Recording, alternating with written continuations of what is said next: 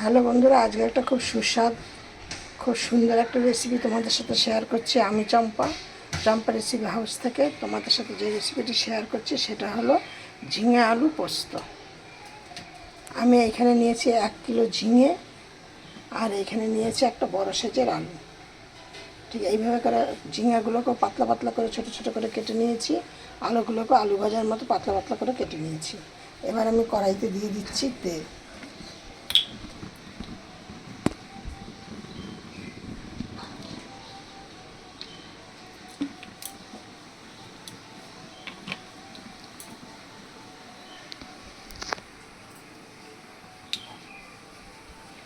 এই তেলের মধ্যে আমি দিয়ে দিচ্ছি কালো জিরে ফোড়ন, আর দিচ্ছি 2টো শুকনো লঙ্কা, আর কিছুটা পোস্ত, আর 5-6টা কাঁচা লঙ্কা মিক্সিতে আমি পেস্ট করে নিয়েছি, এই যে মিক্সির বাটি।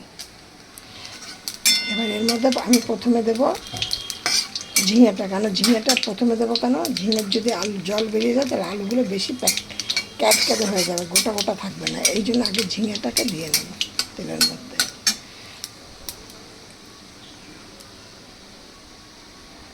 দেখো আমি দিয়ে দিয়েছি ঝিঙেগুলো, কিন্তু এখন আমি এর মধ্যে নুনটা দেবো না। নুনটা দিলেই কিন্তু জল বেরিয়ে যাবে, একটু বাদে নুন দেবো।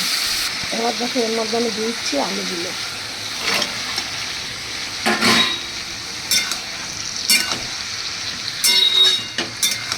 এবার এর মধ্যে দেবো নুন, খুব অল্প পরিমাণে হলুদ দেবো, কারণ যেহেতু পোস্তটা হলুদ এখন কম দিতে হয়, নাহলে পোস্তটা দেখতে ভালো লাগে। একদম অল্প পরিমাণে হলুদ, আর দিয়ে দিচ্ছি কিছুটা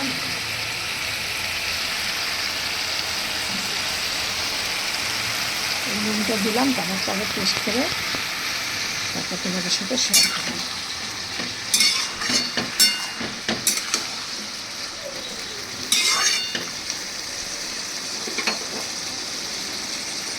পোস্ত কিন্তু মিষ্টি মিষ্টি ঝাল ঝাল হলে খেতে ভালো লাগে, তার জন্য আমি দিয়ে দিলাম কিছুটা চিনি।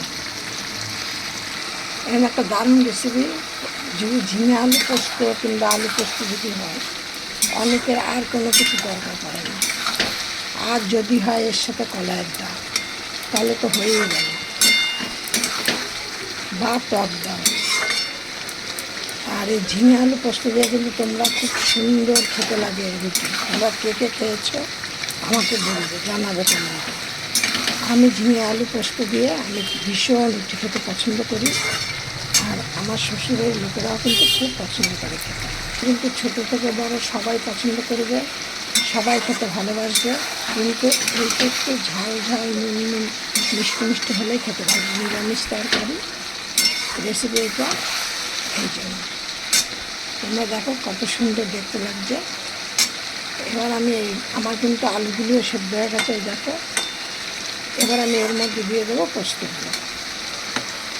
এই দেখো পোস্ত, আমি এখানে 50 গ্রাম পোস্ত পেস্ট করেছি, 60-70 গ্রাম মতো। তার মধ্যে কিছুটা পোস্ত কাঁচা খাওয়ার জন্য রেখেছি, কিছুটা বাটা আমি ভাতের সাথে খাওয়ার জন্য রেখেছি। আর এটা আমি দিয়ে দিচ্ছি এবার এর মধ্যে।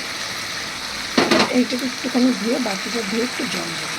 আলু পোস্ত কিন্তু খুব অল্প সময়ের মধ্যে হয়ে যায়, একদম হাতে যদি তোমাদের কম সময় থাকে, তোমরা এরকম পোস্ত দিয়ে অনেক বিভিন্ন রকমের সব কিছু তৈরি করা যায়।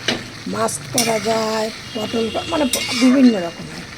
আবার যদি তোমাদের এই পোস্ত দিয়ে কিন্তু পেঁয়াজ দিয়ে বড়াও করা যায়, আবার শুধু পোস্তের বড়াও খাওয়া যায়। এবার আমি এর মধ্যে দিয়ে দেবো কিছুটা কাঁচা তেল।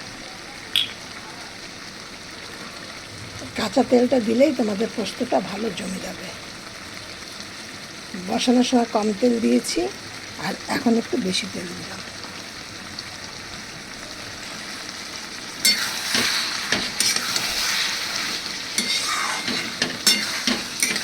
এটা কিন্তু আমার হয়ে এসছে, আর একটুখানি হবে।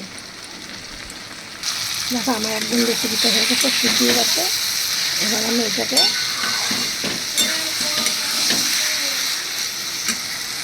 দেখো, এবার আমার রেসিপিটা হয়ে গেছে।